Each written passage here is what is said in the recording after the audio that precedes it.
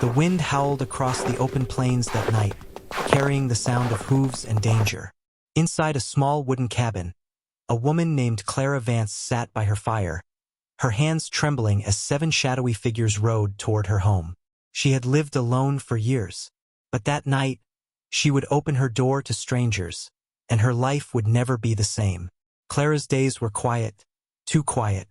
Her husband had passed 5 winters ago, leaving her to tend the old cabin on her own. The townsfolk called her the Ghost Widow, because no one ever saw her in town except for supplies once a month. But solitude, to Clara, was safer than the heartbreak of loss. Until that storm. The sky cracked open with thunder, and rain began to pour in sheets. The sound of hooves grew louder, 7 horses charging through the mud. Clara stood, heart hammering, clutching the rifle her late husband had left her. Then came the knock, deep and heavy. "Ma'am," a voice called, deep but calm. "We mean no harm. We just need shelter till the storm passes." She hesitated. Then slowly, she opened the door. 7 men stood there, Comanche warriors. Their horses snorted, drenched from the rain. They were tall, proud, and silent except for one man at the front. His hair braided, his eyes a storm of their own. "My name is Toka," he said. "We travel far. The wind turned on us." Clara hesitated. The world had not been kind to women alone, nor to the Comanche. But she saw exhaustion in their eyes, not anger. And something in her heart whispered, "They need you." "Come in," she said softly. The 7 men entered quietly, leaving their weapons by the door. Clara stoked the fire and handed out blankets. They sat cross-legged on the floor, dripping rainwater onto her worn rug. "Thank you, white lady," one of them murmured. "You can call me Clara," she replied. "And you don't have to thank me. No one should be left out in weather like this." The men nodded respectfully, but one, Toka, kept glancing at her, studying the woman who had opened her home without fear. Hours passed. The storm raged on, thunder rattling the windows. Clara poured soup into 7 mismatched bowls. Her hands shook slightly as she served them, but her voice was steady. "Eat while it's hot. It's not much, but it'll do." Toka took the bowl and bowed his head slightly. "You have heart," he said quietly. She looked at him, really looked. His face bore scars of battles and survival, yet his eyes carried something softer. Respect. Gratitude. When the fire burned low, Toka noticed Clara shiver and gently placed his own blanket over her shoulders. She froze, surprised. "You'll catch cold," she whispered. He smiled faintly. "Comanche do not freeze easy." For the first time in years, Clara laughed. It was quiet, almost shy, but real. When morning came, the storm had passed.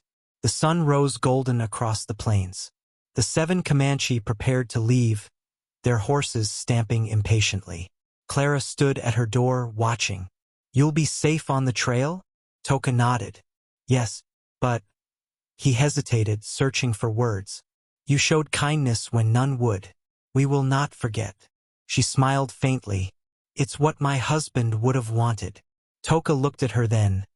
A long, quiet look that said more than words. Something had shifted. When they rode off into the sunrise, Clara felt something she hadn't felt in years: warmth. Not from the fire, but from the spark of human kindness she had almost forgotten she could give. But she didn't know then. Clara was tending her small garden when she saw dust rising on the horizon. 7 riders returning. At first, she thought it was coincidence. But when she saw Toka dismount and run toward her, his face pale with fear, she realized. This time, they needed her help.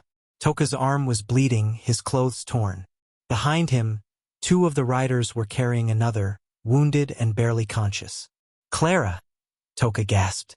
"We were ambushed by raiders near the river. They shot my brother. Please." He didn't need to finish. Clara ran into the cabin, grabbing her old medical kit. Her hands shook, but her heart didn't hesitate. "Lay him on the bed," she ordered firmly. Toka obeyed, his massive frame trembling as she cleaned the wound. The man's breathing was shallow. The bullet was deep.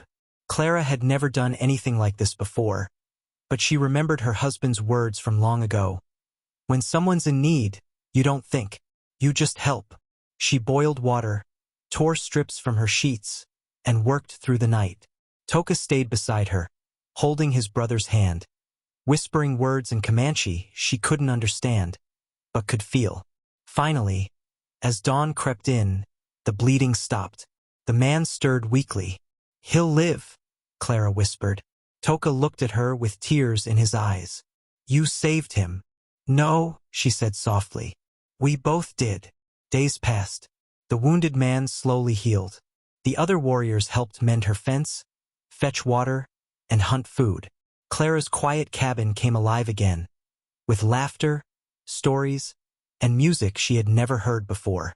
One evening, as the fire crackled, Toka sat beside her. "You risked your life for us," he said.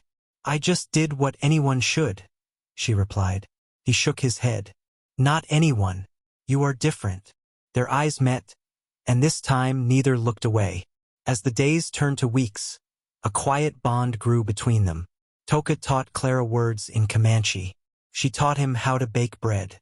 Maddened by loneliness once, she now found herself smiling more than ever. One night, Toka handed her a carved wooden pendant, shaped like a bird in flight. "In my tribe," he said, "this means freedom and honor. You have both." She touched it gently. "It's beautiful." Then he added, his voice low, "It also means heart joined to heart." Clara froze. "Toka," he smiled sadly, "our worlds are far apart. But when I ride, I carry your kindness here." He pressed a hand to his chest. She blinked back tears.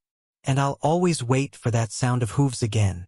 Months later, when the first snow fell, Clara stood on her porch, pendant in hand, listening to the wind.